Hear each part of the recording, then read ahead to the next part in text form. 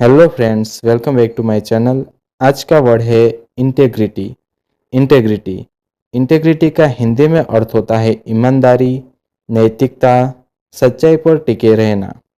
जब कोई इंसान सही काम करता हो, चाहे उसे कोई देखे या ना देखे, तो उसका मतलब है इंटेग्रिटी। चलो इसे एग्जाम्पल के साथ समझते हैं। A person with integrity is always trusted.